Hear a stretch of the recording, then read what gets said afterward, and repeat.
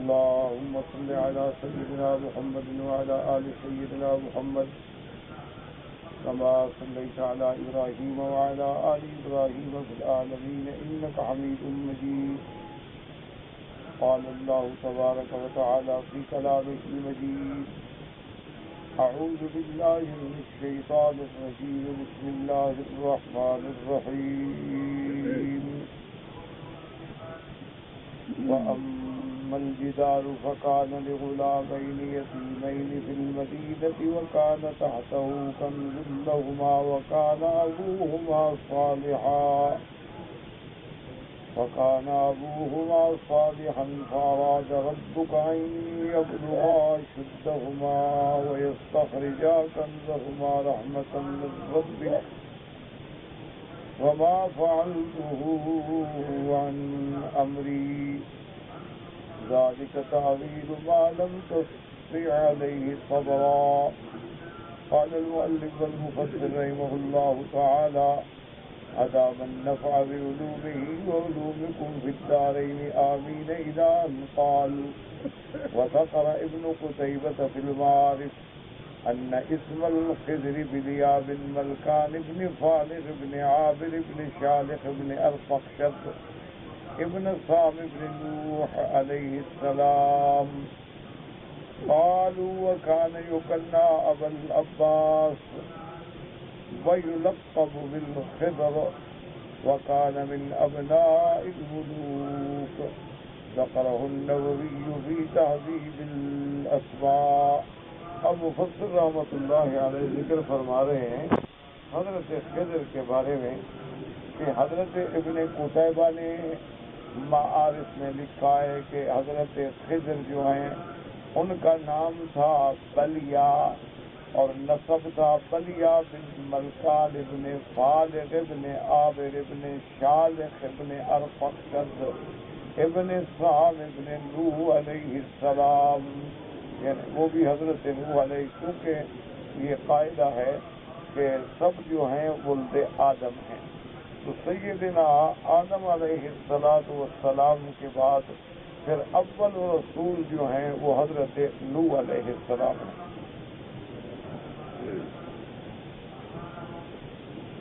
پھر سیدنا نوح علیہ السلام کے دور میں جو طوفان آیا تو سب ہلاک ہو گئے، صرف وہ بچے جو حضرت نوح علیہ السلام کے ساتھ کشتی میں سوار تھے. ان میں پھر آپ کی نسل میں آپ کے 3 بیٹے بنے: سام، حام، یافت. پھر آگے جو اللہ نے ساری مخلوق بنائی ہے وہ ان 3 کی اولاد، یا وہ سام سے ہوں گے یا حام سے ہوں گے یا یافت سے. تو ان نے فرمایا کہ حضرت خضر جو ہیں ان کا نام بلیا تھا، کنیت ابو العباس تھی. خضر جو ہے یہ لقب تھا آپ کا، تو اس لیے وہ بھی یعنی سامی النسل ہیں. یہ عرب جو ہیں یہ بھی سب سامی النسل ہیں. تو اس لیے وہ فرماتے ہیں کہ ان کا نام بلیا اور کنیت ابو العباس، لقب خضر. وکان من ابناء الملوک، وہ بھی بادشاہوں کی اولاد میں تھے، شہزادے تھے. امام نووی نے بھی تہذیب الاسماء میں ذکر فرمایا ہے: وَحَقَاهُ وَغَيْرُهُ فِي قَوْلِهِ بَاقِيًا إِلَى الْآنِ ثُمَّ إِلَى يَوْمِ الْقِيَامَةِ قَوْلَيْنِ وَمَا لَهُ وَابْنُ الصَّلَاحِ إِلَى بَقَائِهِ. وَذَكَرُوا فِي ذَلِكَ حِكَايَاتًا وَآثَارًا عَنِ السَّلَفِ وَغَيْرِهِمْ وجاء ذکرہ فی بعض الاحادیث ولا یستطیع شیء من ذلک. اب مفسر رحمۃ اللہ علیہ فرماتے ہیں کہ امام نووی نے کتاب تہذیب الاسماء میں ذکر فرمایا، اور اب اس کے بارے میں بھی 2 قول ہو گئے کہ کیا وہ اس وقت تک زندہ ہیں اور قیامت تک زندہ رہیں گے. تو امام نووی اور ابن الصلاح جو ہیں یہ دونوں اس طرف ہیں کہ وہ زندہ اور قیامت تک زندہ رہیں گے، پھر ان پہ موت آئے گی. اور اس ضمن میں انہوں نے بہت سارے حکایات اور بہت سارے اقوال بھی نقل فرمائے ہیں، بلکہ بعض احادیث میں بھی اس قسم کا ذکر آیا ہے جن سے یہ معلوم ہوتا ہے کہ خضر زندہ ہیں، لیکن حدیثیں صحیح نہیں. اس لیے مفسر رحمۃ اللہ علیہ فرماتے ہیں کہ جن احادیث میں ان کا ذکر آیا ہے لیکن لا یصح فیہ شیئن، کوئی صحیح سند کے ساتھ ہمیں حدیث نہیں ملی۔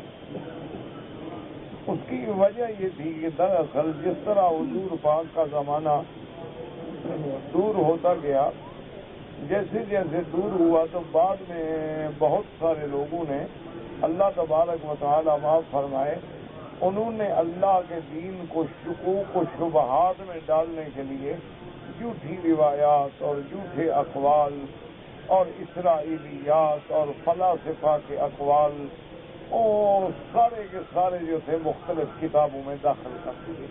تو اب آدمی تو دھوکہ کھائے گا، جب حدیث کی کتاب پڑھے گا وہ کہے گا حدیث کی پتہ تو عالم کو لگتا ہے، اب ہر آدمی تو نہیں پہچان سکتا۔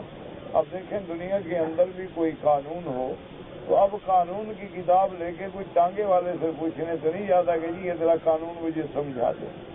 لازمی بات ہے کہ وہ کسی وکیل کے پاس جائے گا، بیرسٹر کے پاس جائے گا، جج کے پاس جائے گا، ماہرین قانون کے پاس جائے گا۔ تو اسی لیے باقاعدہ ہے کہ جب قرآن و حدیث کی بات ہو تب بھی آپ ماہرین سے رجوع کریں، علماء سے رجوع کریں۔ یہ نہیں کہ اللہ کے قرآن اور حدیث کو ایسے چھوڑ دیں کہ جو مرضی آئے اپنے عقل سے بس بناتے چلے جائیں، کیونکہ بہت ساری اس میں تدلیس ہو چکی ہے، بہت ساری روایات موضوعہ، بہت ساری روایات مکذوبہ جو ہیں وہ بھی کتابوں میں داخل کر دی گئی، اور ان کو علیحدہ کرنا اور نکھارنا، پہچاننا یہ ماہرین علم کا کام ہے۔ ہر آدمی اس نتیجے پہ نہیں پہنچ سکتا۔ اب مفسر فرماتے ہیں شروعات ضعیف، کہتے ہیں کہ سب سے زیادہ مشہور حدیث جو ہے وہ ہے حدیث تعزیہ۔ تعزیت کی حدیث کا معنی یہ ہے کہ جب سرکار دو عالم صلی اللہ علیہ وسلم کی وفات ہوئی تو کہتے ہیں کہ ایک بزرگ آئے اور ان کا بڑا منور چہرہ مبارک تھا، اور انہوں نے آ کے صحابہ سے حضور کی تعزیت کی، سیدنا ابو بکر سے، سیدنا عمر، عثمان و علی سے، اور حضور کی تعزیت کے اندر انہوں نے کافی کلام بھی کیا۔ جب وہ چلے گئے تو صحابہ نے پوچھا کہ کون ہے، تو آپ نے فرمایا یعنی خلفائے راشدین نے کہ ہوا الخضر، یہ خضر تھے، حضور صلی اللہ علیہ وسلم کی تعزیت کے لیے حاضر ہوئے۔ لیکن کہتے ہیں وہ حدیث بھی ضعیف ہے، قابل حجت نہیں، اس لیے فرماتے ہیں وَإِسْنَادُهُ ضَعِيفٌ وَرَجَّ آخَرُونَ مِنَ الْمُحَدِّثِينَ وَغَيْرِهِمْ خِلَافَ ذَلِكَ، اور بہت سارے علماء محدثین فرماتے ہیں کہ نہیں وہ فوت ہو چکے ہیں۔ وَاعْتَجُوا بِقَوْلِهِ تَعَالَىٰ وَمَا جَعَلْنَا لِبَشَرٍ مِّن قَبْلِكَ الْخُلْدَ، انہوں نے اس آیت سے استدلال پکڑا ہے کہ محمد مصطفیٰ صلی اللہ علیہ وسلم آپ سے پہلے جو لوگ گزرے ہیں ان کو بلکہ بھی تو ہم نے دائمی زندگی نہیں لکھی کہ آپ ہمیشہ رہیں گے، نہ وہ ہمیشہ رہے ہیں نہ آپ ہمیشہ رہیں گے۔ تو اس سے بھی استدلال پکڑا ہے کہ حضور سے پہلے کوئی پیغمبر یعنی زندہ نہیں رہے، لیکن اس آیت سے بھی استدلال پکڑنا اتنا قوی نہیں۔ عیسیٰ علیہ السلام تو زندہ ہے، اس میں تو کسی کا اختلاف نہیں، تو پھر اس آیت کے مطابق تو ان کو بھی زندہ نہیں ہونا چاہیے۔ تو بہرحال یعنی آراء ہیں، یہ آراء ہیں، اور حضرت خضر کے بارے میں دو قول ہیں۔ ایک قول یہ ہے کہ وہ زندہ ہیں، حضرت ادریس علیہ السلام بھی زندہ ہیں، اور ہر سال ان کا لقاء بھی ہوتا ہے، اور بعض اولیاء اللہ جو ہیں وہ اس مقام پہ بھی پہنچے کہ ان کی بھی حضرت خضر سے ملاقات ہوتی ہے، اور بعض علماء فرماتے ہیں کہ نہیں بس وہ فوت ہو چکے ہیں۔ بہرحال یہ اختلاف ہے ائمہ کے اندر۔ ويقول النبي صلى الله عليه وسلم يوم بدر اللهم إن تهلك هذه الإصابة لا تعبد في الأرض، کہ حضور پاک نے جنگ بدر کے موقع پہ دعا کی کہ یا اللہ اگر یہ چھوٹی سی جماعت یہ بھی ہلاک ہو گئی تو پھر کوئی تیرا نام لیوا بھی زمین میں نہیں رہے گا۔ مانے یہ ہے کہ اور تو کوئی مسلمان ہے نہیں، یہ بھی دلیل نہیں ہے۔ مدینے میں کتنے صحابہ تھے جو بدر میں نہیں آئے، تو یہ تو ایک یعنی حالات کے تابع دعا ہے، اس کا معنی یہ نہیں کہ اور پوری کائنات میں مسلمان رہے گا بھی نہیں، کیونکہ اللہ نے جب دین اسلام کو چن لیا ہے تو وہ قیامت تک رہے گا۔ تو یہ تو حضور پاک کی یعنی اللہ کے آگے ایک عرض تھی کہ مولا یہ میری ایک جماعت ہے، اگر یہ بھی ختم ہو گئے اس کا معنی میری جماعت تو پھر ختم ہو گئی، کیونکہ اگر بدر میں شکست ہو جاتی تو جو لوگ مدینہ منورہ میں تھے وہ بھی شکست کھا جاتے، اس لیے حضور صلی اللہ علیہ وسلم نے یہ دعا فرمائی۔ وبأنه لم يذكر أنه جاء إلى رسول الله صلى الله عليه وسلم حضر عنده ولا قاتل معه. اب مفسر رحمۃ اللہ علیہ فرماتے ہیں کہ یہ بھی کسی بات پر ہمیں ثابت نہیں ہوتا کہ حضور کی خدمت میں خضر آیا ہو یا حضور کے پاس پہنچا ہو یا آپ کی طرف سے اس نے آ کر جہاد کیا ہو. حالانکہ اگر وہ زندہ ہوتے وَلَوْ كَانَ حَيًّا لَكَانَ مِنْ أَتْبَاعِ النَّبِيِّ صلی اللہ علیہ وسلم وَأَصْحَابِهِ. اگر زندہ ہوتے تو حضور کی اتباع کرتے, حضور صلی اللہ علیہ وسلم کے صحابہ کے ساتھ ہوتے. إِنَّهُ عَلَيْهِ السَّلَامَ كَانَ مَبْعُوثًا إِلَى جَمِيعِ الثَّقَلَيْنِ الْجِنِّ وَالْإِنسِ. کیونکہ میرے آقا رحمت دو عالم اللہ پاک نے آپ کو تمام مخلوق کے لیے بھیجا ہے, انسان ہیں یا جن ہیں. وَقَدْ قَالَ لَوْ كَانَ مُوسَىٰ وَعِيسَىٰ حَيًّا إِنَّمَا وَسِعُهُمَا إِلَّا اتِّبَاعِي. جیسا کہ بعض روایات میں آتا ہے کہ موسیٰ عیسیٰ علیہ السلام بھی اگر دونوں زندہ ہوں تو ان کو بھی میری اتباع کرنی ہوگی. لیکن یاد رکھو اکثر روایات میں صرف موسیٰ علیہ السلام کا لفظ ہے, عیسیٰ علیہ السلام کا لفظ نہیں ہے. عیسیٰ علیہ السلام تو زندہ ہے لیکن زمین پہ نہیں ہے, اور جب زمین پہ اتریں گے تو اتباع کریں گے محمد مصطفیٰ صلی اللہ علیہ وعلی آلہ وصحبہ وسلم. وأخبر قبل موته بقليل أنه لا يبقى ممن هو على وجه الأرض راوية سن من ليلته تلك عين تطرف إلى غير ذلك من الدلائل. اور ایک روایت مبارک میں یہ بھی آتا ہے کہ حضور صلی اللہ علیہ وسلم کو موت سے پہلے یہ خبر بھی دی گئی کہ یا رسول اللہ صلی اللہ علیہ وسلم اس گھڑی سے لے کر آنے والے 100 سال میں کوئی بھی زمین پہ زندہ نہیں ہوگا. تو بعض علماء نے فرمایا اس سے مراد صحابہ ہیں, یعنی صحابہ جو ہیں ان کی اکثریت جو ہے 100 سال میں فوت ہو جائے گی, ورنہ ساری مخلوق تو نہیں 100 سال میں ختم ہو جائے گی.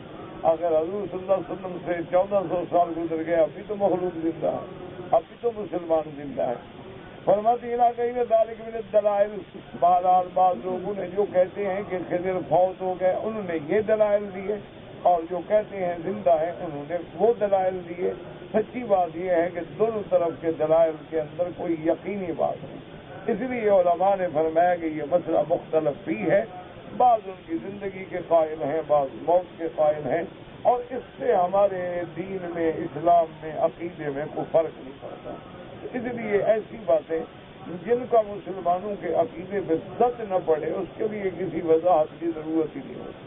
اور محتاط علماء جو ہیں وہ فرماتے ہیں توقف کرو, ہمیں کیا ضرورت ہے کہ ہم بحث کریں, اگر زندہ ہیں تو الحمدللہ اور فوت ہو گئے تو الحمدللہ.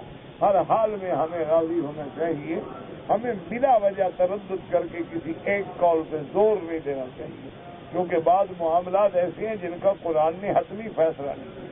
اب حالانکہ دیکھیں کہ حضرت خضر کی بڑی تفصیل سے واقعہ آیا, لیکن قرآن نے کسی جگہ یہ نہیں فرمایا کہ وہ زندہ ہیں اور قیامت کو موت آئے گی.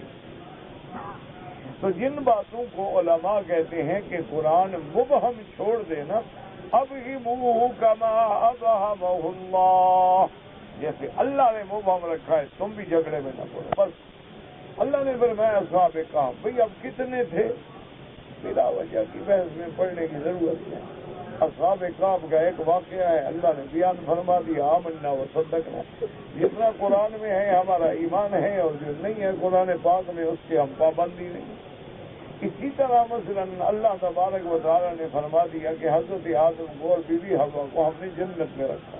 تو اب ہم بحث میں پڑ جائیں کہ جناب وہ جنت کون سی تھی. اللہ کے پاس تو بڑی جنتیں ہیں, اللہ کے پاس تو جنتوں کا ایک جنت تھوڑی ہے. جنت الخلد ہے, جنت الماوا ہے, جنت الفردوس ہے, ان عند اللہ جنان. تو اب ہمیں اس بات میں پڑھنے کی کیا ضرورت. اللہ نے فرمایا یا آدم اسکن انت وزوجک الجنہ, آپ اور آپ کی بیوی جو ہے جنت میں رہو, کھاؤ پیو, ولا تقربا هذه الشجرہ, بس اس درخت کے قریب نہ جانا. اب بلا وجہ ہم بحث کریں گے جی وہ درخت جو ہے وہ گندم کا دانہ تھا اور فلاں تھا, بلا وجہ بات. یہ ایسی بحثیں ہیں جن کا نہ علم سے تعلق ہے, نہ عقیدے سے تعلق ہے, اور نہ آخرت سے تعلق ہے. اصل بتائے کہ وجہ کیا ہے, یاد رکھو علماء نے, اللہ اکبر, غزالی نے ایک کتاب لکھی ہے, اس میں ایک باب ہے ذم الغرور. اور بڑے علماء نے.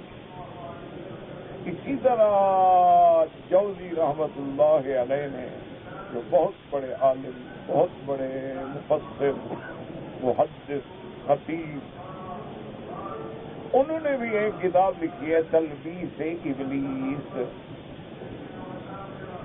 بڑی اہم کتاب. اصل وجہ یہ ہے کہ یہ شیطان بدبخت جو ہے نا،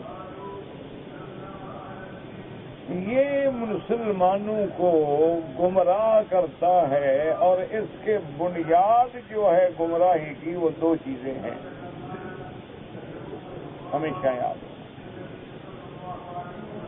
ایک چیز تو ہے شبہات،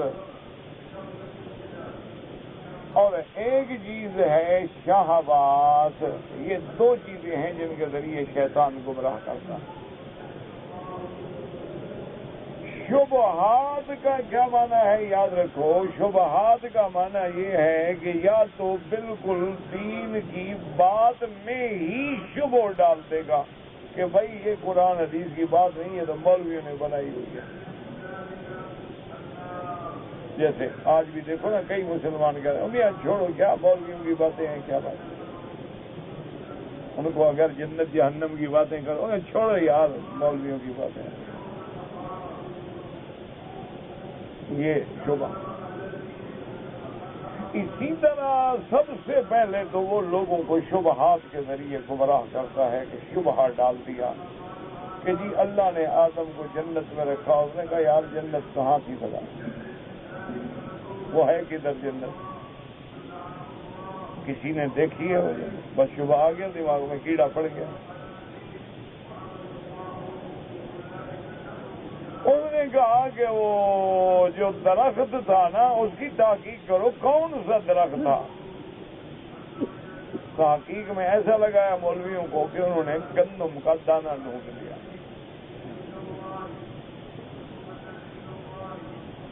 کیوں ڈھونڈ لیا؟ انہوں نے کہا جی وہ آدم نے جب کھایا تھا نا تو ان کو پھر حمام جانے کی ضرورت آ گئی، اور جنت میں تو جگہ نہیں تھی خرابی کی. تو یہ سارے شبہات ہیں، توہمات ہیں. قرآن کہتا ہے درخت کے پاس نہ جاؤ. جب قرآن نے درخت کا نام نہیں لیا ہے تو ہم کون ہیں نام لینے والے؟ ہماری کیا ہے بھائی؟ اللہ نے نام نہیں لیا، بات ختم ہو گئی. اچھا، اسی طرح قرآن فرماتا ہے کہ جب ان کے کپڑے اتر گئے تفقا یخصفان علیہما من ورق الجنت، تو جنت کے باغوں میں سے پتے لے کے انہوں نے بدن کو چھپانے کی کوشش کی. تو اس نے کہا ہاں لازمی بات ہے وہ کیلے کے پتے ہوں گے، بڑے ہوتے ہیں نا، اور دنیا میں کئی درخت ہیں جن کے پتے کیلے سے بھی بڑے.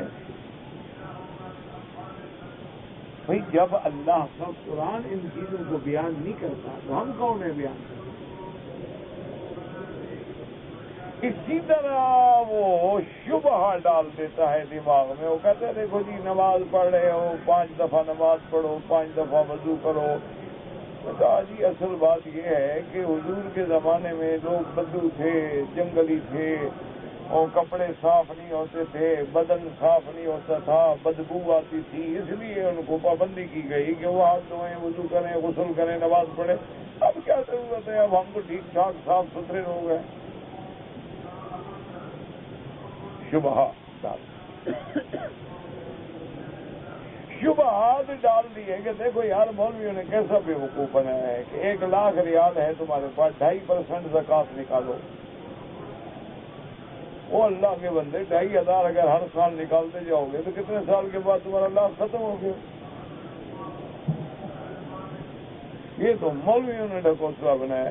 اگر اس 1,00,000 ریال کو تم بینک میں ڈال دو تمہیں 15% سود ملے گا. 15,000 لے کے کھاتے رہو مزے سے.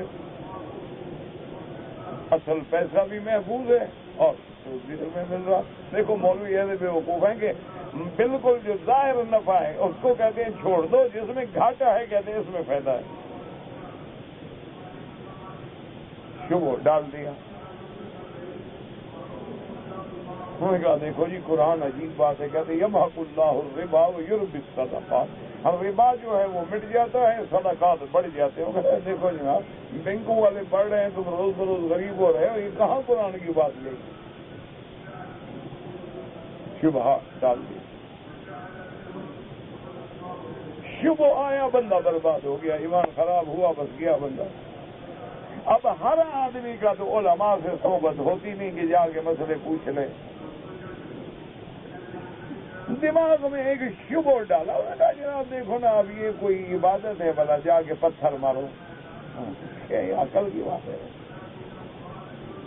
شیطان کہتے ہیں جی کھڑا ہے پتھر مارو، لوگ مر رہے ہیں، مولوی پتھر مروا رہے ہیں، کیا ضرورت ہے؟ نہ شیطان ہے، ایک ستون ہے، خود بنایا ہے، کہتے پتھر مارو، ماریں گے اس کو، لگیں گے شیطان، کہتے ہیں یہ عقل کی بات ہے بتا؟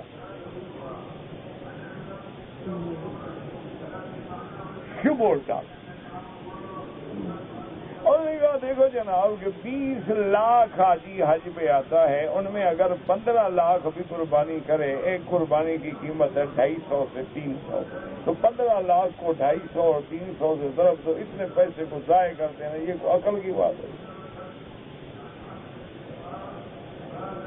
اتنا پیسے سے ہسپتالوں کو پیسہ دے دو، کتنے غریب بچ جائیں گے، مریض بچ جائیں گے، آپریشن ہو جائیں گے، یہ عازبے کر کے پھینک رہے ہو، نہ کوئی کھائے گا نہ کوئی اٹھائے گا، یہ تو مولوی پاگل ہیں، لوگوں ہر سال برباد کرتے ہیں۔ یہ ہے شیطان کا حملہ۔ دوسرا ہے شہوات۔ شہوات کا کیا مانا؟ انہوں نے کہا یار چھوڑو، مولویوں نے جنت جنت ہو رہے ہیں فلاں، پتہ نہیں، وہ تو ادھار کی بات ہے نا، ابھی نقد شراب پیو، عورتیں ہیں، خوبصورت مزے کرو، کلب کے ممبر بن جاؤ، بڑے لوگوں سے دوستی بنا لو، سب ہر چیز جائز ہے۔ کیونکہ زنا میں تو وہ پکڑا جاتا ہے نا جو غریب جھگی میں کرتا ہوا پکڑا جائے یا کچے کوٹھے میں پکڑا جائے، اگر وہ کلب میں ہے یا پب میں ہے تو آرٹ انجوائے کر رہا ہے۔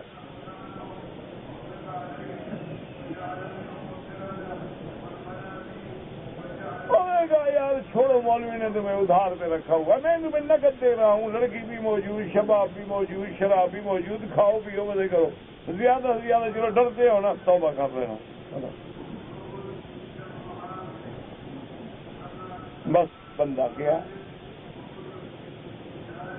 تو یہ شیطان کے حملے ہوتے ہیں۔ اسی طرح شیطان کیڑا ڈال دیتا ہے جی اب خضر کی بحث کرو، بھائی ہمیں خضر کی بحث کرنے کی ضرورت کیا ہے؟ مجھے بتاؤ، ہم نے خضر کا کلمہ پڑھا ہے؟ اللہ کا ایک بندہ تھا، قرآن کہتا ہے بھائی آپ من عبادنا، اب آپ سمجھو گے، السلام علیکم، جتنا قرآن نے بتلا دیا، زیادہ بحث میں پڑھنے کی ضرورت نہیں، بحث میں پڑھو گے ایمان جائے گا۔ اللہ نے فرما دیا کہ اصحاب کہف کا ایک واقعہ گزرا ہے، آمنا و صدقنا، وہ کون تھے، کتنے تھے، کتا ان کے ساتھ جو تھا وہ کتنا لمبا تھا، کتنا چوڑا تھا، وہ السٹیشن تھا، وہ تازی تھا، وہ کون سی نسل کا تھا، وہ جرمن نسل تھی، انگریزی نسل تھی، ایشین نسل تھی، کیا ضرورت ہے؟ اللہ نے ذکر کیا کہ کتا ان کے ساتھ تھا، وہ بھی غار کے باہر بیٹھا رہا۔ زیادہ سے زیادہ علماء نے استدلال کیا کہ اللہ والوں کی صحبت کا اثر یہ ہے کہ بندہ تو بندہ، کتا بھی ساتھ لگا تو اس کا ذکر بھی قرآن میں آتا ہے۔ اگر تم بھی اللہ والوں سے لگو گے تو بچ جاؤ گے۔ ایک بات ہے، گزر گیا، اس میں بحث کی ہمیں ضرورت ہے۔ اسی لیے بہت سارے لوگ جو ہیں وہ اکٹھے ہو کے حضرت امیر المؤمنین فی الحدیث کی خدمت میں حاضر ہوئے، تو انہوں نے کہا کہ حضرت آپ ہمیں بتلائیں کہ حضرت حسین اور یزید کی جو جنگ ہوئی ہے، ان دو میں سے حق پہ کون تھا، اور یزید پہ ہم لعنت کریں نہ کریں، کیا مسئلہ ہے؟ تو دیکھو کیسا پیارا جواب دیا، انہوں نے کہا اللہ کے بندو، اللہ نے اس دور میں ہمیں پیدا نہیں کیا، ہمیں امتحان سے بچا دیا۔ اگر ہم اس دور میں ہوتے تو امتحان تھا نا کہ ادھر جائیں، حضرت حسین کا ساتھ دیں یا ادھر جائیں۔ تو جب اللہ نے اس دور سے بچا لیا تو اب اپنی زبانوں کو بھی بچا لو. کیا ضرورت ہے فتوا دینے کی؟ تمہیں کیا؟ تم کون ہو فیصلہ کرنے والے؟ حضرت حسین کا بہت بڑا مقام ہے اور پھر یزید ان کا رشتہ دار ہے. حضرت حسین حضرت علی کے بیٹے ہیں. حضرت علی ابی طالب کے بیٹے ہیں. ابی طالب جو ہیں وہ ابو سفیان کے بیٹے ہیں. اور یزید معاویہ کا بیٹا ہے. معاویہ ابو سفیان کا بیٹا ہے. وہ تو قریبی لوگ ہیں, ایک دوسرے کو معاف کر دیا ہو تو ہم کیوں جہنم میں جائیں فتوے دے کر؟ ہمیں کیا پتا؟ حالات کے اعتبار سے حضرت حسین مظلوم تھے بس.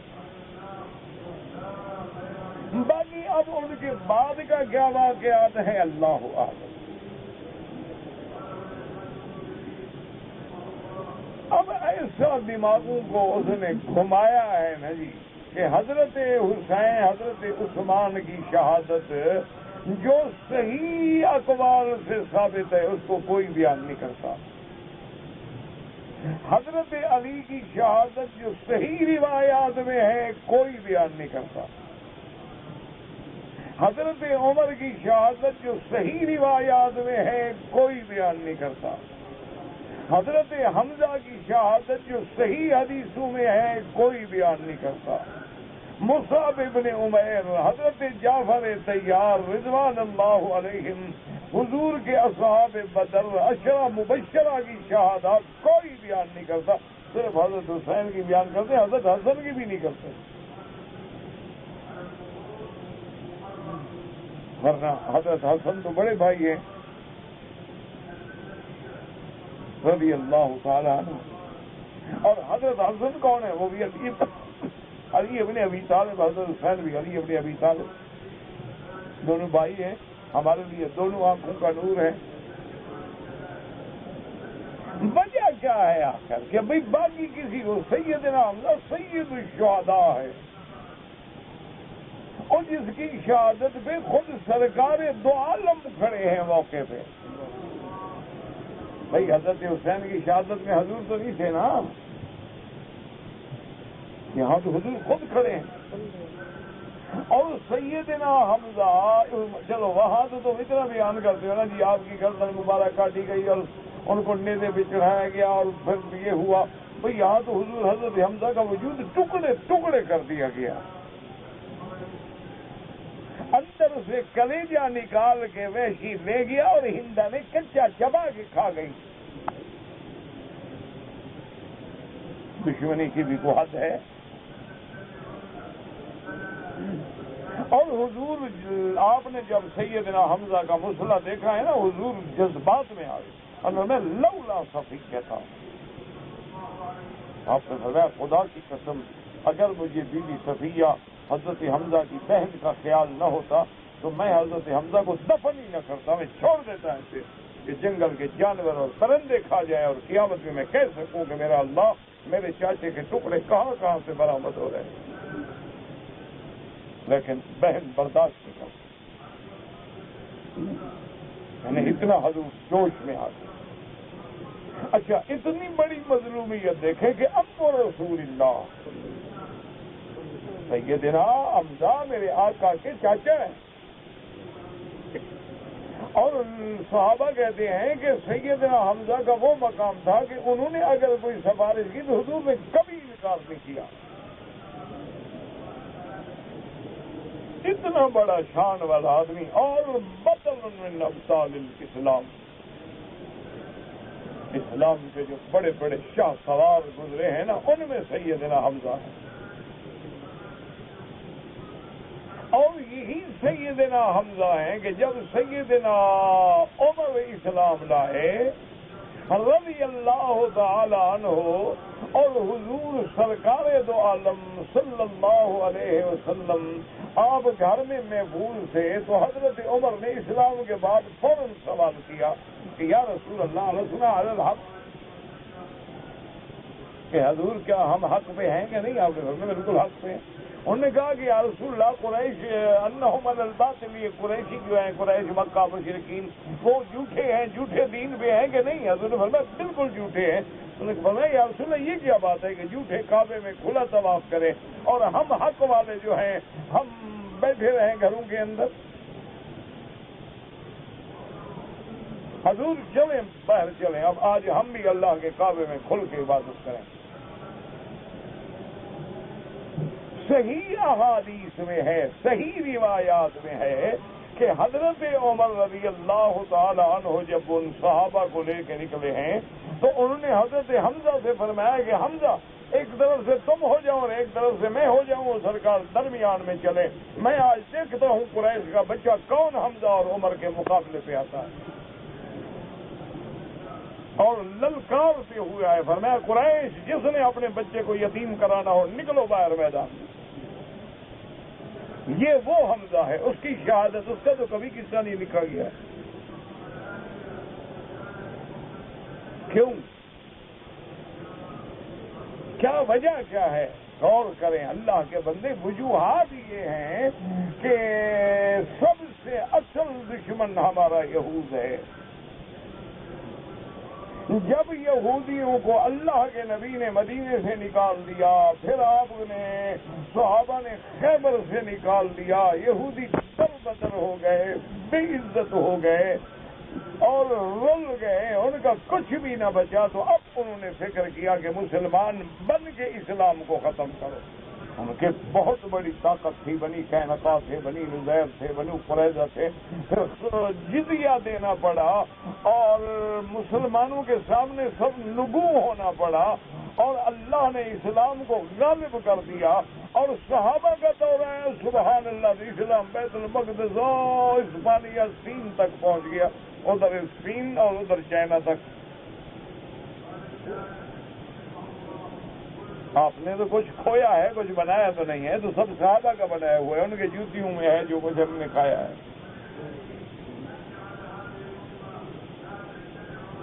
تو اب جناب یہود نے یہ سازش کی کہ بھئی اسلام کو اب ہم طاقت سے نہیں روک سکتے، کیا کریں؟ انہوں نے کہا مسلمان ہو جاؤ، اسلام میں داخل ہو جاؤ، اور اسلام کے اندر رہ کے ایسا ایسا ایسا فتنے پیدا کرو۔ پھر عبداللہ ابن سبا پیدا ہوا، حسن ابن صباح پیدا ہوا، پھر ایسا ایسا ان کے اتباع بنتے گئے۔ انہوں نے پھر مسلمانوں کو لڑایا، کہیں اہل سنت اور روافض کو لڑایا، کہیں خوارج کو لڑایا، کہیں قدریہ جبریہ کرامیہ کو لڑایا، کہیں معتزلہ، کہیں متکلمین فلاسفہ کو لڑایا، کہیں باطنیہ متصوفہ کو لڑایا، اور وہ لڑائیاں آج تک چلی آ رہی ہیں کہ آج ہماری مسجدیں بھی الگ ہیں، ہماری پگڑیاں بھی الگ ہیں، اور ان کے رنگ بھی الگ ہیں۔ یہ ہے اسلام کی مظلومیت۔ ان لوگوں نے پھر ایسے ایسے لوگ پیدا کیے کہ کہیں تو انہوں نے کہا کہ جناب قرآن تو حق ہے لیکن حدیث کا حفاظت اللہ نے کی نہیں دیا تھا، انکار حدیث کرو۔ انکار حدیث کے فتنہ پیدا ہو گیا۔ اچھا، جب کمال آیا، کمال حضرت مصطفیٰ کمال جو تھا، انہوں نے کہا ٹھیک ہے یار، یہ مولوی معاف نہیں کریں گے، یہ چلو 5 نوازے جو فیکٹریوں میں کام کرتے ہیں نا، ایک دفعہ کچھی پڑ لیا تھا، ورنہ فیکٹریوں میں نقصان ہوتا ہے۔ آج بھی یہی بحث ہے نا کہ جمعہ کے دن چھٹی کرو نقصان ہوتا ہے، اتوار کے دن نہیں ہوتا۔ اتوار کے دن کیوں نہیں ہوتا؟ وہ جی باہر کے ملکوں میں چھٹی ہوتی ہے، ہماری بھی چھٹی ہوتی ہے، اس طرح ہماری چھٹیاں لمبی ہو جاتی ہیں۔ ایک ہماری جمعہ کی ہو گئی، آگے ہفتہ اتوار کافروں کی ہو گئی، تو ہمارے تو 3 دن کام کے چلے گئے۔ وہ بدبختو، جب تمہاری چھٹی ہوتی ہے تمہارے پاس دن ہوتا ہے، وہاں تو رات ہوتی ہے۔ کون سا تمہارا کام چل رہا ہے ان کے اوقات کے ساتھ؟ کیوں لوگوں کو بلا وجہ دھوکہ دیتے ہو؟ اور پھر خلفائے راشدین کے زمانے سے جب تک اسلام رہا، جمعہ کی چھٹی رہی، تو اسلام غالب آیا تھا یا مغلوب ہو گیا تھا؟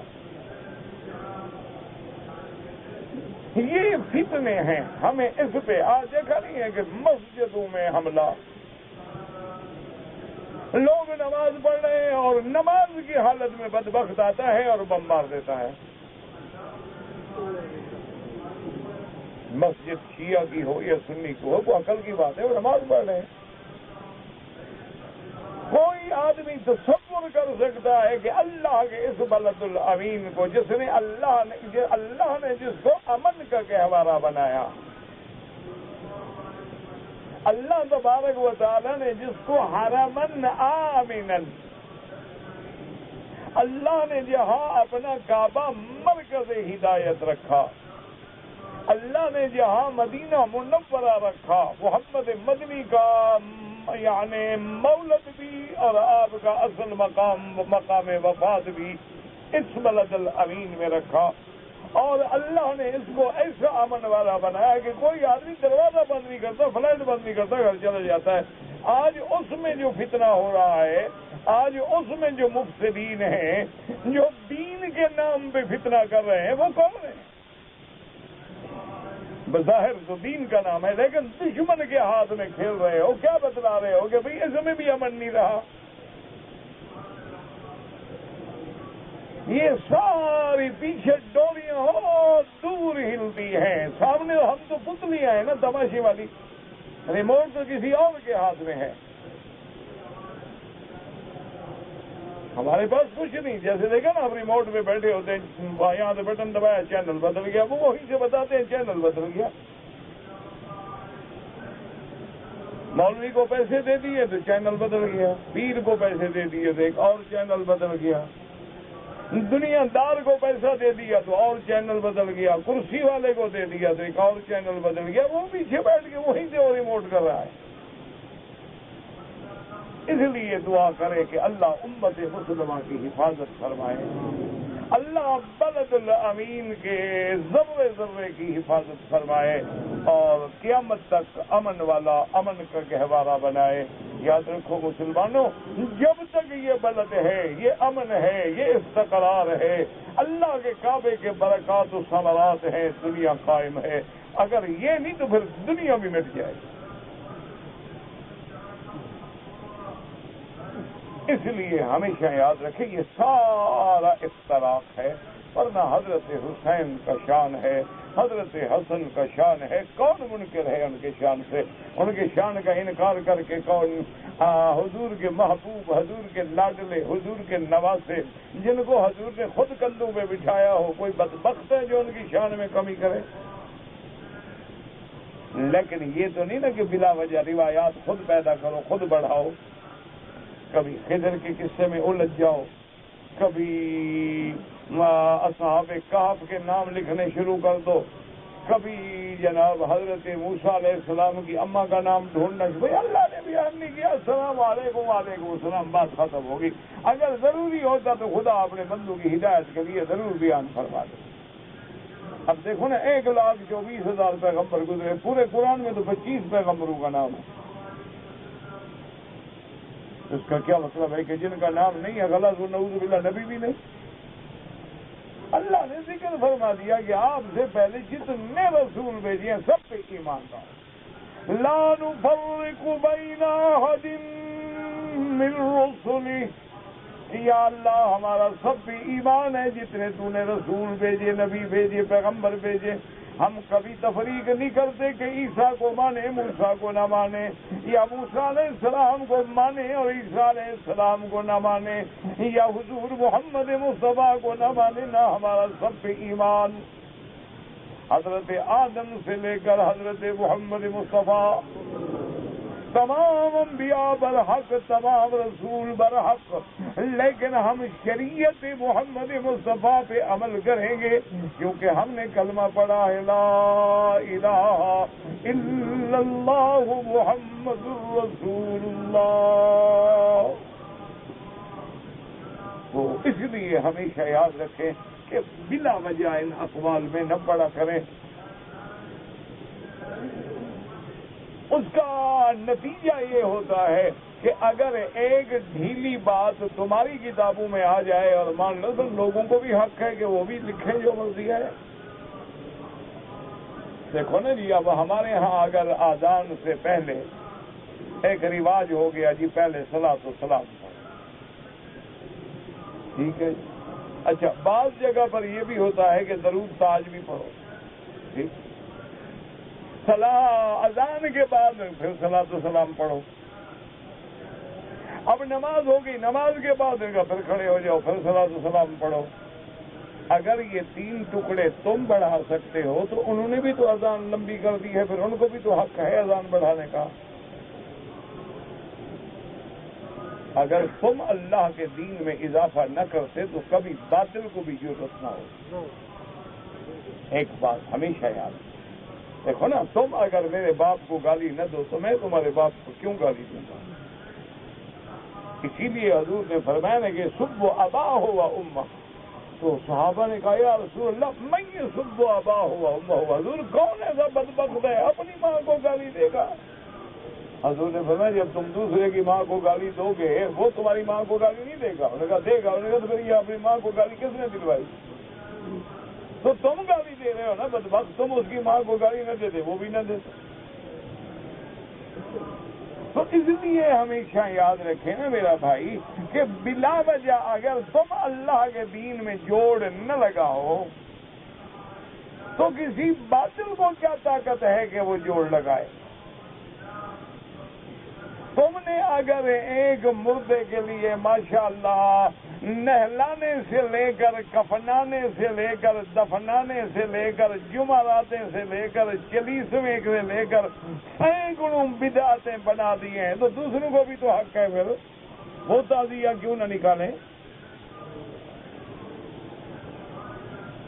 تم نے جناب مرنے سے پہلے کام شروع کیا کہ پہلے تو جی الفی ہے، پھر یہ کفنی ہے، پھر کفن پہ لکھیں گے، پھر اینٹ پہ لکھیں گے، اینٹ سینے پہ رکھیں گے، پھر ایسا کپڑا ڈالیں گے، پھر جناب 10 قدم چلیں گے پھر کھڑے ہو جائیں گے، پھر چلیں گے پھر کھڑے ہو جائیں گے، اب جنازے میں آئیں گے، جنازے کے بعد کھڑے ہو جاؤ جی، اب دعائیں مانگو، اب دعا مانگنے کے بعد پھر جنازہ چلے گا، پھر کھڑے ہو جاؤ، پھر چلے گا، پھر کھڑے ہو جاؤ، پھر جناب قبر پہ پہنچو، پھر قبر پہ اذان کہو۔ اذان تو اچھا خاصا ڈرامہ بنا دیا تم نے اللہ کے دین کو، یہ تو باقاعدہ فلم چل پڑی۔ تیسرے دن قل شریف، 7 جمعراتیں شریف، پھر چلیسواں شریف، اتنے میں کوئی اور شریف بھی مر جائے گا، مولوی کی روٹی تو چلتی رہے گی نا۔ کوئی دین ہے؟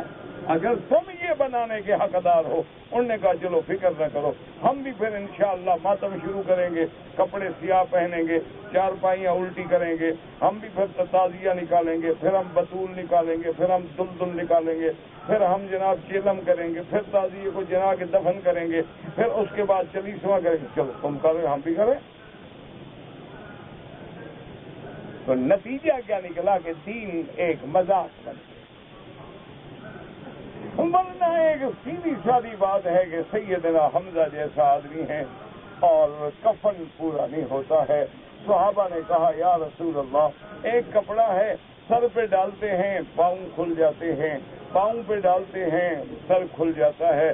فرمایا میرے چچے کے سر پہ کپڑا ڈال دو، پاؤں پہ بوٹی کے پتے ڈال دو۔ نہیں، ایمان سے کہو تمہارے لیے کفن آ سکتے ہیں؟ حضور اگر اللہ سے درخواست کرتے حضرت حمزہ کے لیے جنت سے کفن نہ آ جاتا؟ نہ، یعنی حضور کی دعا وہاں منظور نہ ہوتی، ملائکہ آ جاتے۔ ملائکہ صحابہ کو غسل دینے نہیں آئے عہد میں؟ حضرت حنظلہ کو کس نے غسل دیا؟ غسیل الملائکہ۔ تو اگر وہ غسل دے سکتے ہیں صحابی کو تو حضرت حمزہ کے لیے کفن نہیں ڈال سکتے؟ اچھا، بعض صحابہ ایسے ہوئے کہ صحابہ نے کہا حضور کپڑا پورا ہی نہیں ہوتا، ہم نے فرمایا 2 کو اکٹھا لٹا کے ایک کپڑا ڈال دو۔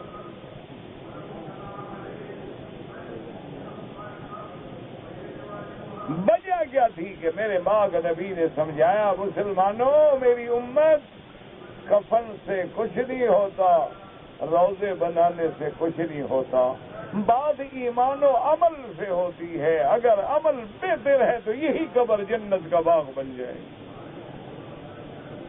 کفن کیسا ہے، اچھا ہے، میلا ہے؟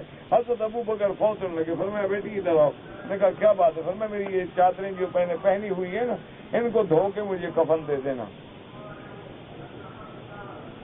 نے کہا امیر المومنین خلیفۃ رسول اللہ آپ کے لیے 2 چادریں بھی نہیں بس فرمایا نہیں نئے کپڑوں کی زندوں کی ضرورت ہوتی ہے. ہم جب مر گئے قبر میں جا رہے ہیں نئے ہوں گے پرانے ہوں کیا بات ہے, اللہ راضی ہے تو آگے جنت.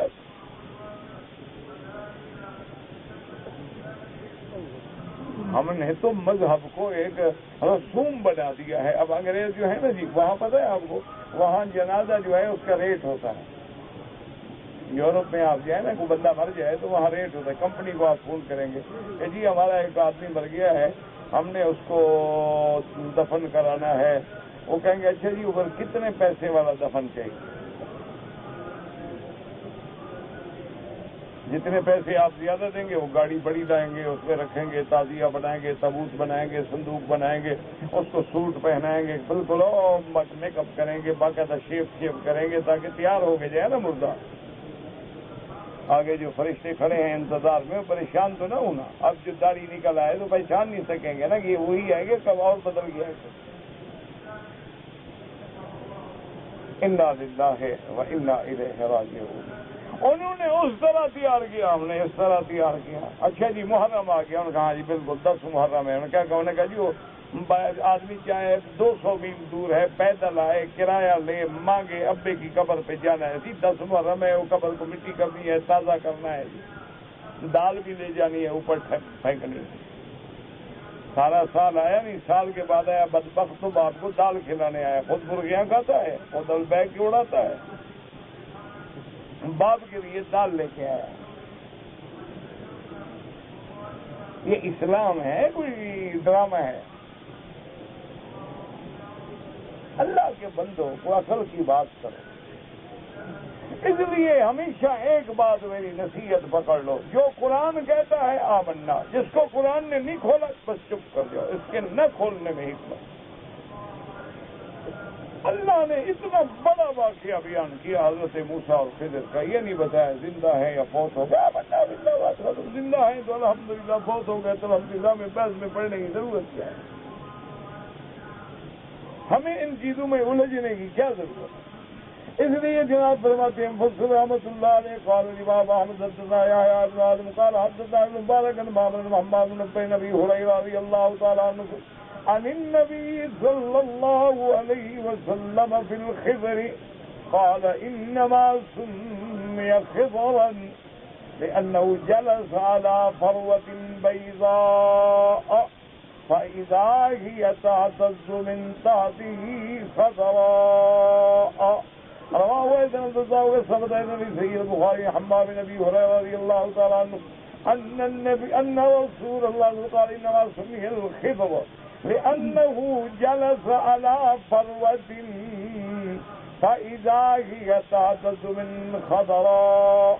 والمراد بالفروة هنا الحشيش اليابس وهو الحشيم من النبات. اب مفسر رحمۃ اللہ علیہ فرماتے ہیں کہ یہ بات صحیح حدیثوں میں ثابت ہے. بخاری شریف کے اندر بھی روایت موجود ہے.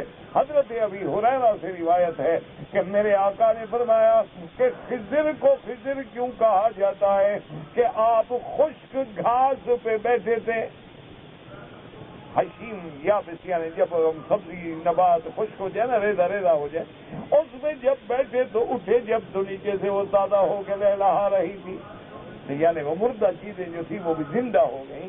اس لیے ان کا لقب جو ہے خضر ہو گیا. واللہ اعلم. اللہم صلی علی محمد وعلی آل محمد.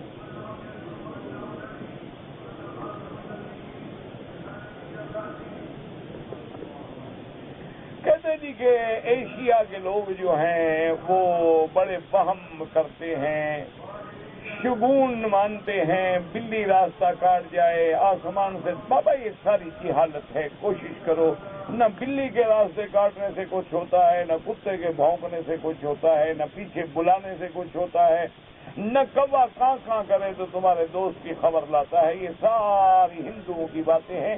ہندوؤں کی وجہ سے مسلمانوں کے دماغوں میں بھی آ گئی. اللہ ہمیں ان چیزوں سے بچائے. کہتے ہیں جی کہ بعض سیاہ فام لوگ جو ہے وہ چہروں پہ نشان لگاتے ہیں.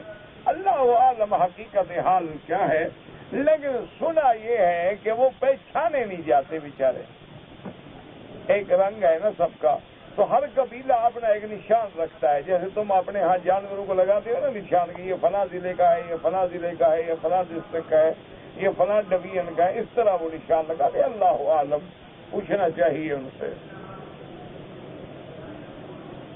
کہتے ہیں جی کہ بعض لوگ جو ہیں غلط سوالات لکھ کے آپ کو پریشان کرتے ہیں اور وہ سوالات اخلاق سے گرے ہوتے ہیں.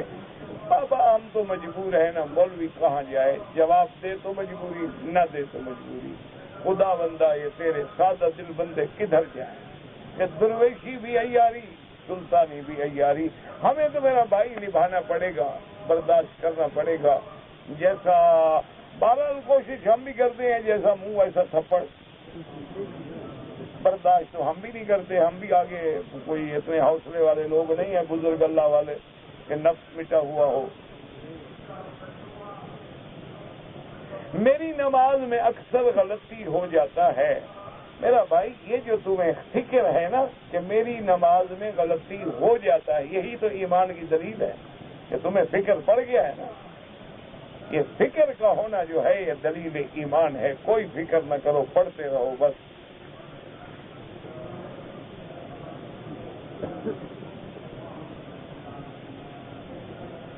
مجھے نہیں پتا آپ نے کیا لکھا ہے، سمجھ نہیں آیا، پڑھا نہیں جاتا. کہتے کوئی نیا فرقہ وہابی پیدا ہوا ہے. کوئی فرقہ وہابی پیدا نہیں ہوا. شیخ محمد ابن عبد الوہاب جو تھے رحمۃ اللہ علیہ، وہ امام احمد ابن حنبل رحمۃ اللہ علیہ کی فقہ پہ عمل فرماتے تھے. کوئی نیا فرقہ نہیں. کہتے جی کہ ہم نے ایک عمرہ جو ہے پاکستان سے آتے ہوئے کر لیا ہے. اب اگر دوسرا عمرہ کرنا چاہیں تو اگر آپ مدینہ منورہ جا رہے ہیں، جب مدینہ سے آئیں تو عمرہ کر لیں. اگر آپ مکے میں رہتے ہوئے کرنا چاہتے ہیں تو پھر آپ کو حد حرم سے باہر مسجد عائشہ یا جیرانہ یا عرفات کہیں باہر جانا ہوگا، وہاں سے احرام باندھ کے آئیں گے. بہرحال یہ کتابوں میں 4 بادشاہوں کا ذکر آیا ہے کہ حضرت ذوالقرنین سلیمان یہ تو مسلمانوں کے ہیں، کہتے ہیں کہ ایک نمرود تھا، ایک سکندر بازے کا، ایک نمرود تھا، ایک بخت نصر. ہمیں کافروں سے کیا ہے. میں کراچی سے آ رہا تھا، راستے میں جہاز میں پرفیوم رکھا ہوا تھا باتھ روم میں، تو میں نے اٹھا کے سونگا. پھر خیال آیا کہ میں عمرے میں احرام میں ہوں، رکھ دیا. کوئی بات نہیں، کچھ نہیں ہوا. جو ہمارے عزیز فوت ہو گئے ہیں ہم ان کے لیے عمرہ کریں، بالکل انشاءاللہ عمرہ کر کے دعا کریں، اللہ ان کو ثواب دیں گے. میں اگر اپنی بیٹی کا نام عمرہ رکھ لوں تو دوسری کا نام حج رکھ لینا. تیسری اللہ دے تو جمرہ رکھ لینا. خدا کا خوف کرو. حضور کی بیٹیوں کے نام تمہیں اچھے نہیں لگتے؟ عمرہ رکھنا ہے تمہیں. عمرہ کوئی نام ہے؟ کہتے جی کہ جو لوگ اس دور میں بھی مساجد اور مدارس کی خدمت کریں، اللہ ان کو کامیاب کرے، اللہ ان کی حفاظت فرمائے. اور دعا کریں کہ پورے عالم اسلام میں جہاں جہاں دین کا کام ہے اللہ سب کی مدد کرے. یار اتنا لمبا نہ لکھا کرو. ان تحمل علیہ یلحظ او تترکہ یلحظ، معنی یہ ہوتا ہے کہ کتا جو ہے نا اس پہ بوجھ ہو تب بھی زبان نکالتے رہے، نہ ہو تب بھی نکالتے رہتا ہے. اصحاب کہف کا کتا، چیونٹی، ہدہد، یہ ابھی ساری تقریر ہو چکی ہے، اس کی ضرورت ہی جواب. اگر ہم زکوٰۃ و صدقات کے پیسے سے مسجد کو یا تبلیغی مرکز کے نام پہ ڈالیں، بالکل ناجائز ہے. زکوٰۃ کا پیسہ صرف فقیروں کا حق ہے. انما الصدقات للفقراء والمساکین قرآن میں موجود ہے. نہ مسجد میں ڈال سکتے ہو، نہ مرکز میں ڈال سکتے ہو، نہ کسی چیز میں. ہاں تو انہوں نے الزام لگایا تھا نا، تو اس نے دعا کی کہ اللہم انہا ان کانت کاذبۃ، اگر یہ جھوٹا الزام لگا رہی ہے فاعمی بصرہا، تو اس کو اندھا کر دے. وہ ہو گئی، وہ جھوٹا الزام تھا. کہتے ہیں جی کہ میں کپڑے خرید رہا تھا کہ وہ کپڑے والا بلدیہ والوں سے ڈر کے بھاگ گیا، اس کے کپڑے میرے پاس رہ گئے. اب کوشش کرو جتنے دن ہو غریب کو ڈھونڈو، اس کو واپس کرو. اگر نہ ملے تو خیرات کا دو. اگر حتیم کعبے کا حصہ ہے تو کیوں چھوڑ دیا گیا؟ قریش کے پاس پیسہ کم ہو گیا تو انہوں نے چھوٹا کر دیا۔ اللہ کو منظور تھا کہ یہ جگہ باہر رہے تاکہ جو غریب کعبے کے اندر نماز پڑھنا چاہتے ہیں وہ یہاں کھڑے ہو کے پڑھ لیں۔ احرام کی حالت میں خوشبودار تمباکو کھانا بالکل حرام ہے، اور خوشبو والا پھل کھانا وہ جائز ہے، کیونکہ وہ خوشبو ہم نے نہیں ڈالی، تمباکو میں تو ہم ڈالتے ہیں، پھل میں تو اللہ نے ڈالی ہے، اور پھل کھایا جاتا ہے، لگایا نہیں جاتا خوشبو۔ کبھی آپ نے سیب ملائے بدن پہ خوشبو ہو جائے۔ اور عورتیں احرام میں جو رومال وغیرہ باندھتی ہیں وہ خود باندھتی ہیں، کوئی شریعت کا حکم نہیں ہے۔ اگر نماز کا وضو کریں اور مسح کریں لازماً وہ رومال کھولیں، رومال کے اوپر مسح کریں تو وضو ہی نہیں ہوگا، وضو نہیں ہوگا تو نہ نماز ہوگی، نہ طواف ہوگا، نہ عمرہ ہوگا۔ کہتے ہیں کہ جی بعض لوگ جو ہیں ہم پڑھنے والوں کو ناجائز تنگ کرتے ہیں، کیونکہ ہم نے آگے بیٹھنا ہوتا ہے کتاب لے کے، وہ کہتے ہیں ہم آگے بیٹھیں گے، وہ ہمیں تنگ کرتے ہیں۔ اللہ کرے دونوں تنگ نہ کرو ایک دوسرے کو، لیکن ایک جاہل تنگ کرے اور ایک عالم تنگ کرے، دونوں میں فرق ہے کہ نہیں؟ یہ فرق تم خود سمجھ لو کہ تم عالم ہو، کتاب لے کے بیٹھتے ہو، ان کو پیار سے قائل کرو، سمجھاؤ، نہ کہ ڈانٹ دو، نہ کہ ان کو ایسے گھرکی دو اور ایسے آنکھیں نکھاؤ کہ اللہ معاف کرے اگلے کا ساری رات ڈر کے مارے نیند ہی نہ آئے۔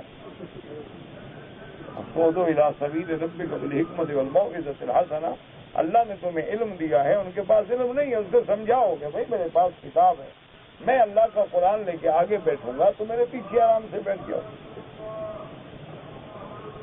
اگر ایک قاتل کو دنیا میں سزا مل گئی یا زانی کو دنیا میں سزا مل گئی، یہ تو حقوق انسانیت کی سزا مل گئی نا، اللہ کا حق تو باقی ہے نا کہ اللہ کی نافرمانی کیوں کی؟ نا ایک زنا کو اللہ نے حرام کیا ہے، تو ایک تو بندوں کا حق ہے نا، ایک اللہ کا بھی تو حق ہے نا، سزا مل گئی جو دنیا کا حق تو ہو گیا، اللہ کا حق تو بہرحال امید یہی ہے کہ اللہ دوبارہ سزا نہیں دیں گے، لیکن چاہے تو ان کی مرضی ہے۔ ہاں دعا کرو اللہ توبہ کی توفیق، اور یقین ہے کہ جب سزا ملتی ہے نا تو آدمی توبہ بھی کرتا ہے، جب توبہ کرے گا تو اللہ بخش دے۔ قبروں پہ پھول ڈالنا، پودے لگانا ناجائز ہے، قبروں کو سیمنٹ سے بنانا بالکل ناجائز ہے، حج کرنے سے قربانی دینی چاہیے، بالکل دینی چاہیے، تمتع میں بھی قران میں بھی، مفرد میں حج کی بکری نہیں ہوتی، ایک سالانہ قربانی ہے اضحیہ، وہ تو حج کرو نہ کرو تب بھی دینی ہے۔ نماز پڑھنے کے آگے گزرنا بالکل گناہ ہے، کہتے ہیں یہاں لوگ گزرتے ہیں، اللہ ہدایت دے، کوشش کیا کرو کہ سجدے کی جگہ پہ پاؤں نہ آئے، گزرنا پڑے تو تھوڑا دور ہو کے گزرو۔ حجر اسود کے سامنے جب ہم استلام کرتے ہیں، ایک ہاتھ سے بھی آیا ہے، دو ہاتھوں سے بھی کوئی فرق نہیں پڑتا، جیسے مرضی آئے کر لیں۔ طواف کے آخری چکر میں اگر ہم دعائے قنوت پڑھتے رہیں، دعا کے طور پہ بالکل پڑھتے رہیں، کوئی بات نہیں۔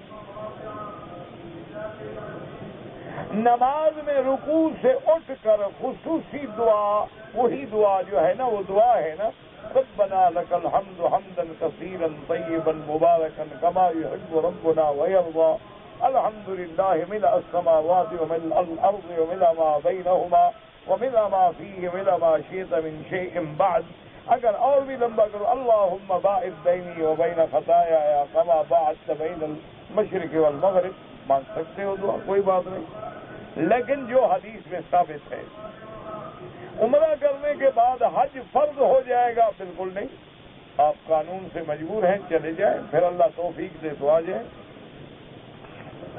کہتے ہیں جی کہ اگر میری بیوی کے ساتھ چھوٹا بچہ ہے، احرام باندھ کے آ رہے ہیں، بچے نے پیشاب کر دیا، کپڑے بدل لیں، کوئی بات نہیں، دھو لیں، بدل لیں اور پہن لیں، کوئی مسئلہ نہیں۔ طائف جائیں یا مدینہ منورہ جائیں، واپسی پہ احرام باندھیں۔ ہاں اگر کوئی کاروبار ہے پھر اس میں گنجائش ہے احرام نہ باندھنے کی، ورنہ اگر ویسے جا رہے ہیں تو جب واپس آئیں لازم احرام باندھیں۔ موسم کے سوا مسجد ابو بکر کے اندر جمعہ اور 5 وقت نماز حرم کے ساتھ اقتدا کریں نہیں. حرم کے امام کی اقتدا کرنی ہے تو صفوف کے اتصال کا خیال کریں کہ آپ صفوف سے ملیں. الاول فالاول، پہلی صف دوسری تیسری پہ حرم کے ساتھ جڑتی جائیں، چاہے جہاں تک چلی جائیں. ایک آدمی کو بہن اور بیٹی جمع نہ کریں. والدین کی اجازت کے بغیر جہاد پہ جانا ناجائز ہے. کہتے جی کہ آج کل بہت سارے فرقے بنے ہوئے ہیں، تو آدمی کدھر جائے اور کس کی اتباع کرے، اور ہر فرقہ کہتا ہے کہ میں حق پہ ہوں. میرا بھائی دیکھو نا، اب آپ عمرے پہ آئے ہیں تو آپ کو عمرے کے لیے ویزا لگوانا تھا، ایجنٹ تلاش کرنا تھا، اور پھر اس کے سرٹیفکیٹ بنوانے تھے، ٹکٹ لینا تھا، پھر ایئرپورٹ پہ آنا تھا، جہاز میں بیٹھنا تھا. یہ ڈھونڈ لیا ہے، تم حق والا بندہ نہیں ڈھونڈا جا سکتا. نہیں، یہ کیا بات؟ تم نے کپڑا سلانا ہو تو درزی تو اچھے سے اچھا ڈھونڈ لیتے ہو کہ فلاں درزی جی بہت معروف ہے اور بہت اچھے کپڑے سلائی کرتا ہے. تم نے اگر گھڑی بنوانی ہو تو اچھا کاریگر ڈھونڈ لیتے ہو، اپنی گاڑی ٹھیک کرانی ہو تو اچھی ورک شاپ ڈھونڈ لیتے ہو. تمہیں صرف حق والے کا پتہ نہیں لگتا ہے. یہ کس نے کہا ہے؟ حق والا وہ ہے جو متبع ہے سنت محمد مصطفیٰ کا اور صحابہ کا دامن